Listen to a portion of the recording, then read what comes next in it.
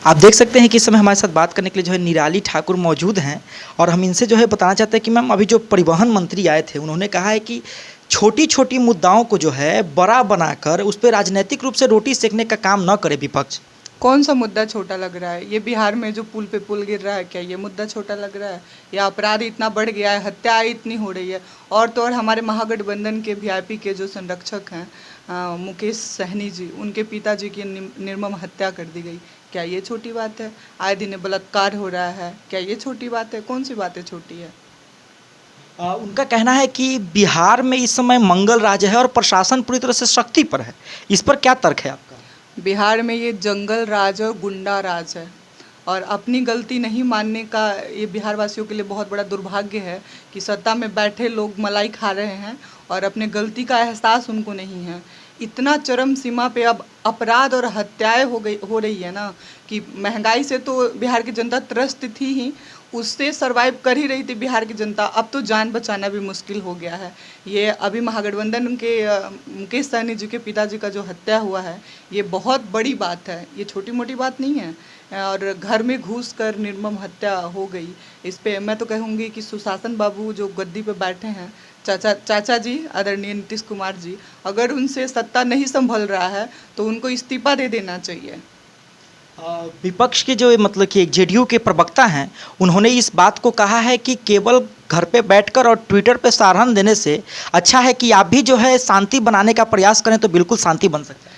तो हम ये कहेंगे कि जैसे 17 साल बयान टू 17 महीना में हमारे आदरणीय नेता तेजस्वी प्रसाद यादव ने कर दिखाने का काम किया और बिहार की जनता में इतना खुशी का लहर था, युवाओं को इतना नौकरी मिला, बेरोजगार मिला, युवाओं में अंदर से भावनाएं जगी कि तेजस्वी सरकार में सब कुछ पॉसिबल है, तेजस्वी है तो सब संभव है। तो हम कहते हैं कि ये जो बोल रहे हैं कि इतने अपराध हो रहे हैं, महंगाई बढ़ गया है, पुल टूट रहा है और बिहार की जनता इतना त्रस्त हो गई है, तो अगर इनसे नहीं संभल रहा है तो वो फिर से मौका दे, हमारे मुख्यमंत्री बनाए हमारे आदरणीय नेता को, और फिर देखे वो कैसे सत्ता चलता है और कैसे बिहार वासी खुश रहते हैं। आपका कहने का अर्थ है कि तेजस्वी प्रसाद यादव जब डिप्टी सीएम थे उस समय उन्होंने रोजगार देने का काम किया, तो हिमराज राम एक जेडीयू के प्रवक्ता हैं, उन्होंने कहा है कि अगर ऐसी बात है तो वो एक श्वेत पत्र जारी करें कि जिस विभाग में थे वहीं से जो है उनको नौकरी दिया गया है।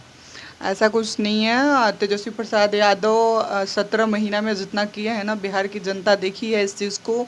और अभी देख लीजिए, पहले बिल्कुल भी लोकसभा में सीट नहीं था, अभी 4 सीट भी आया, महागठबंधन की बात करें तो 12 सीट आया था। और अभी ये सुशासन बाबू के सरकार को बिहार की जनता वोट के चोट से 2025 में उनको पछाड़ने का काम करेगी।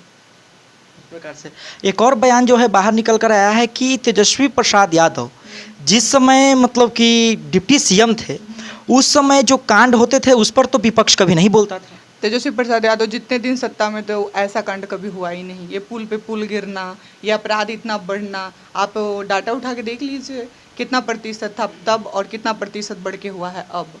और उन्होंने विपक्ष का कहना है क्या कि अगर अपराध का, गोलीकांड का और मतलब कि इन सब का बात है तो क्यों ना एक बार पुराने पन्ने पलटे जाए। पुराने पन्ने को भी पलट के देख लीजिए, इतना अपराध तब भी नहीं हुआ था। ये जंगल राज में जो हो रहा है ना, ऐसा कभी हुआ ही नहीं था। देख सकते हैं इस समय कि हमारे साथ जो निराली ठाकुर मौजूद थी और उन्होंने कहा है कि अगर बात पुराने पन्ने पलटने की है तो आप पलट कर देख लीजिए, इस समय जितने अपराध और हत्याकांड हो रहे हैं उतना जो है उस समय नहीं था। उस समय जो है अगर बात करें तो उस समय भी जो है थोड़ा बहुत अपराध हत्याकांड होता था, परंतु जितना इस समय बिहार में बढ़ चुका है इस प्रकार की स्थिति नहीं थी। और बात आप तेजस्वी यादव की करते हैं तो तेजस्वी यादव ने 17 महीने में जो काम कर दिखाया है वो कोई भी नेता प्रतिपक्ष या विपक्ष जो है नहीं कर पाया है। हमारे साथ निराली ठाकुर जी मौजूद थी, ये उनका प्रतिपक्ष बयान है। धन्यवाद। अभी आप देख रहे थे बिहार झारखंड।